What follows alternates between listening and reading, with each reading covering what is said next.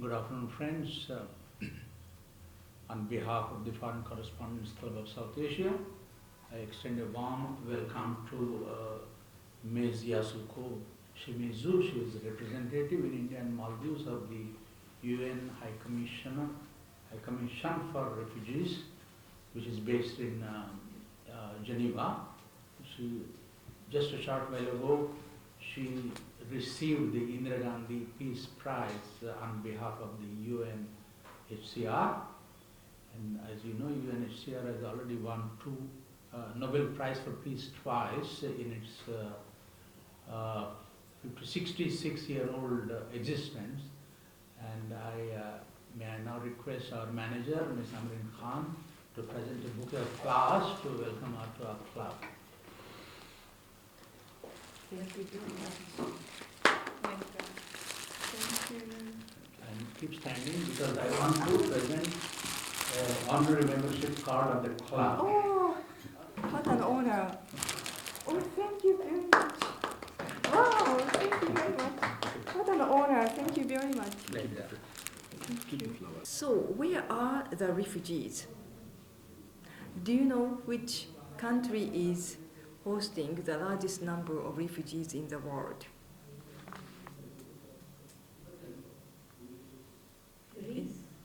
Greece?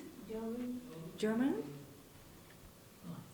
India at one point of time used to do that. In 1971, when 10 million refugees came to India, we hosted, and we have refugees from 10 countries, 12 countries at the moment.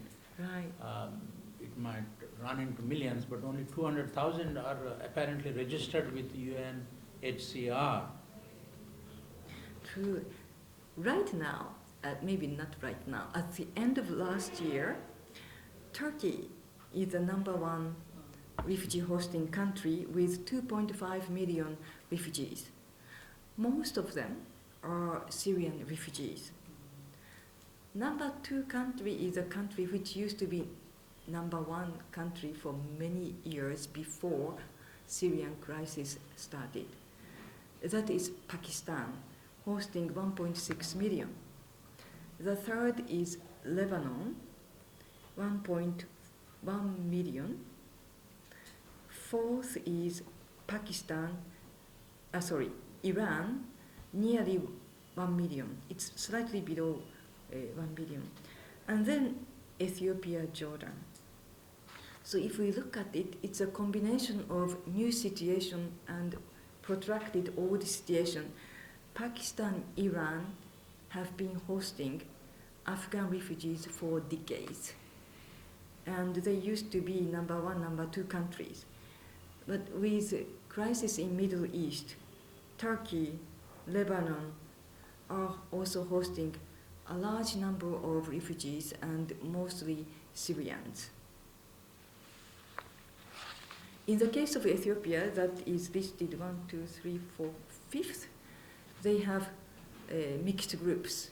They have refugees from Somalia, they have refugees from South Sudan. Traditionally, this country has been hosting a lot of refugees from neighboring countries. And UNHCR, responding to this current situation, we have more than 9,000 staff members in the world. And we also have presence in a number of countries. And what the body that governs UNHCR is called Executive Committee. We often call it EXCOM in a shortened term. And there are 85 countries, and certainly India is also a member. What holds you back in case of the Tibetan refugees? Oh, rather, first of all, the responsibility to provide protection stays with the state. So some people ask this question. So far, such question came from actually European journalists and European diplomats, because in their country, the government takes care of everybody. And UNHCR is there for either fundraising or liaison or some sort of consultation on some very specific issues. And on the other hand, so let's say countries where the government takes care of everything for the refugees, is on one extreme end.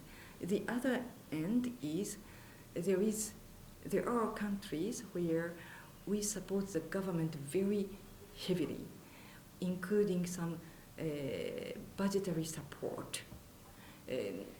When the government deals with refugees, it requires some cost. Therefore, including technical assistance, that is like refugee status determination, and how to deal with some difficult refugee cases, we are available to provide technical assistance or being part of the consultation process. And also financial part. But I must say, Indian government is, if this is a spectrum, somewhere here. So the government has a big capacity to take care of refugee issues, manage refugee issues. Regarding certain population groups, we are invited to take care of. So it's not so much why we are not doing. So this is a long, big spectrum. But are you saying that the government of India takes care of Tibetan refugees in a very good way, that's why you don't have to? In a good way, they have a capacity, and I didn't particularly receive any complaint about the... That's the policy of the government of India, to Yes. take in Tibetan refugees. Yes. I have never heard any criticism about it. No.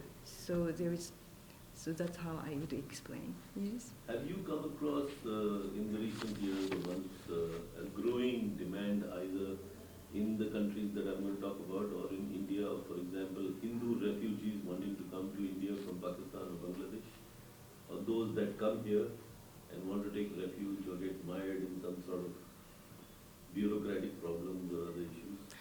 Well, as I said, people from neighboring countries, maybe except Myanmar, because Myanmar also borders with India, Pakistan and Bangladesh asylum seekers, they go to the government.